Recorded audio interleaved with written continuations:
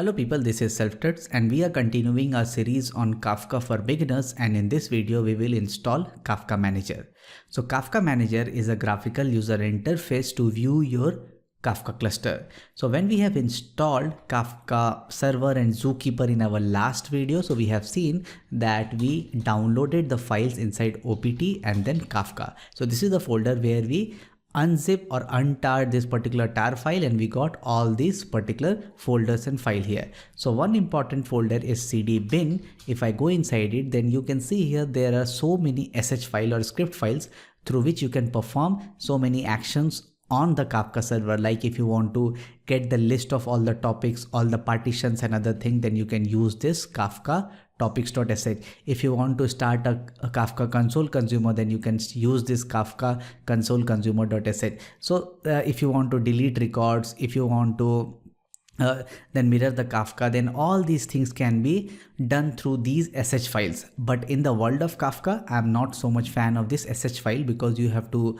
understand so many options, then you have to remember it, and then only you can perform a particular action. For this, basically I use a graphical user interface that is called as Kafka Manager. So we'll be installing it. So it is a graphical user interface to view the Kafka cluster. So basically you can view all the topics, view all the partitions, the number of offset, which are the consumers which are assigned to a particular topic or to which partition. Up to this much you can view here. So we'll see the graphical user interface of that after installing it, and you will see that how awesome that particular Kafka cluster is.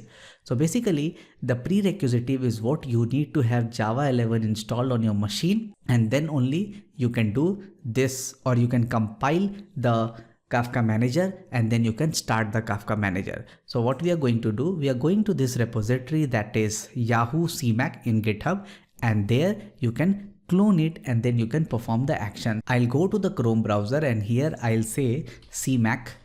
You can also search for that CMake GitHub. So this will take you to this Yahoo CMake, and this is the Kafka Manager. So it is called as what? It is called as Cluster Manager for Apache Kafka. Previously it was known as Kafka Manager, but now we have got a new name, that is Kafka Manager for Apache Kafka. So if you see here, then you can define the clusters in this, that is what are the different clusters on which you want to work. So you can have one or more cluster defined here, and then you can see all the clusters. So what are the brokers present, what are the topics present, what are the consumer present, what is the preferred replica action, so how the topic contains which partition, and everything can be seen here, like what is the consumer that is present. So we'll install it, then we'll see that how easy it is to install, and then how useful it can be when you are viewing your own Kafka cluster. So what I'm going to do here is I'm going to go to my slide, and then after cloning this particular repository,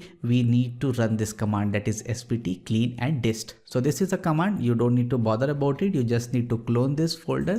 So I'll just do what, I'll come here in the top, and here you can see there is a clone drop down here. So I'll just copy this and I'll go to my Linux box. Here I'll come to opt because I install all my software here, and then I'll do a git clone of this particular repo that I have just copied. So I'm cloning it, and what it will do, it will try to download all the files from GitHub repository. So once this has been downloaded, then what we need to do, we need to run this command /sbt clean test. So it has been cloned, and after that I'll go inside CMake folder which was cloned, and then you can see there is a sbt thing present here.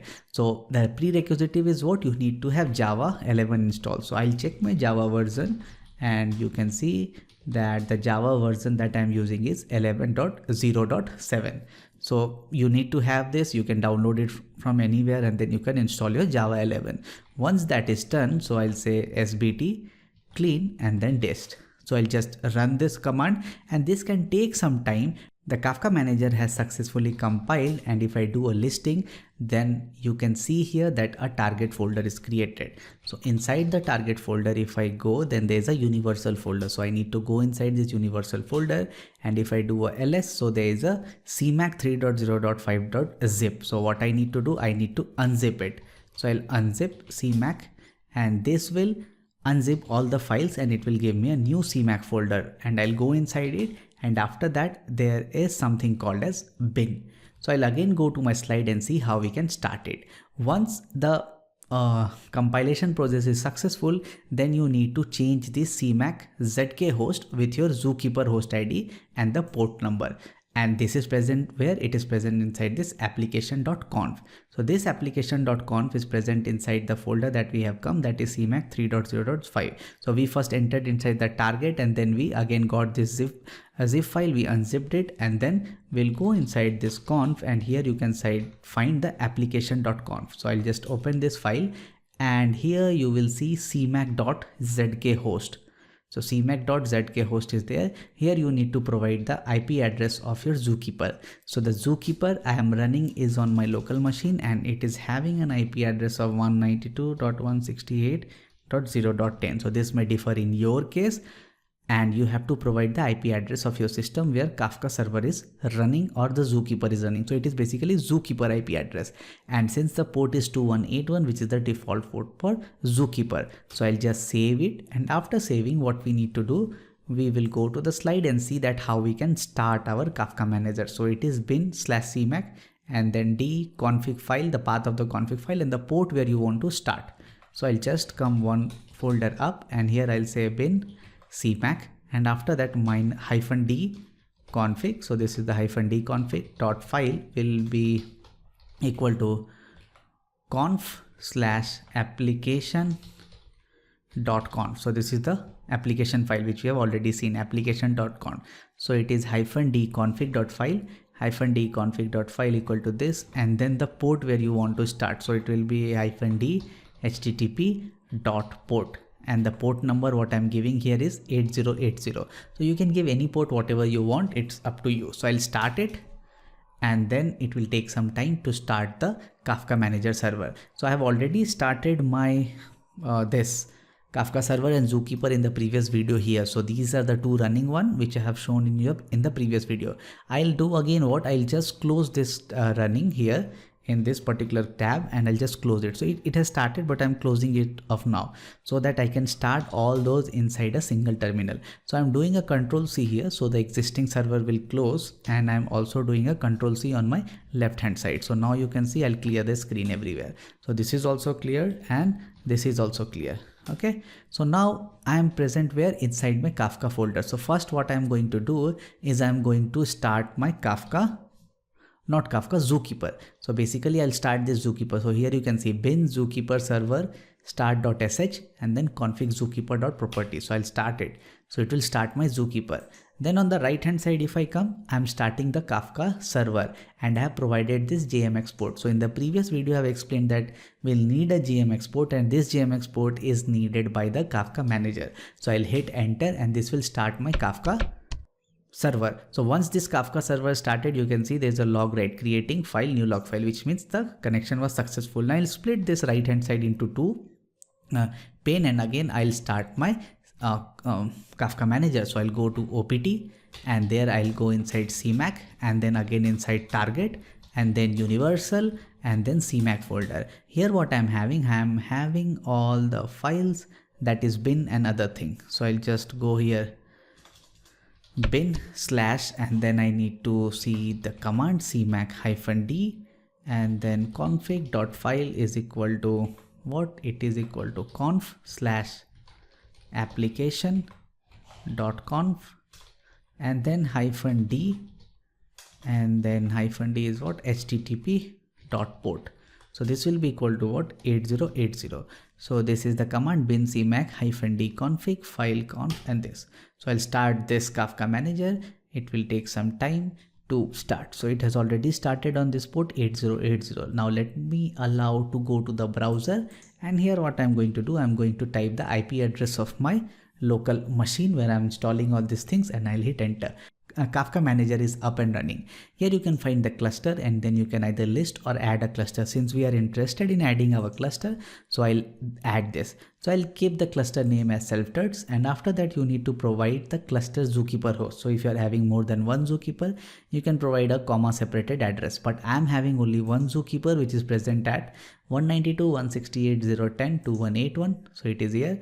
Then I'm using the Kafka 2 for 2.4.0 above version, so that is that I'm allowing this gmx polling because it will help me to poll the consumer and give some messages. So it is not important to understand, but just take this one, enable gmx polling. After that you need to poll the consumer so that you can get the information frequently that what is the current offset and other thing and how the consumer is performing. So after doing this check, I'm keeping all the thing as default. So now we have added the cluster and I can go to the cluster view.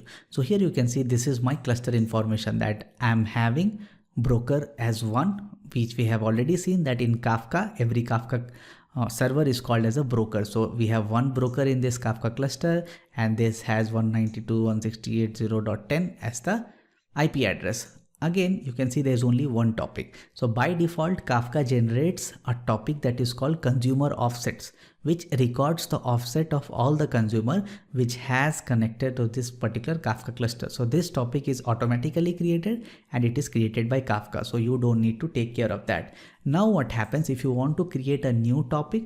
So let's say I want to create a new topic. So I can create a topic, give the topic name, what is the partition, what is the replication factor. This we'll learn in subsequent videos, what is the importance of this partition and replication factor.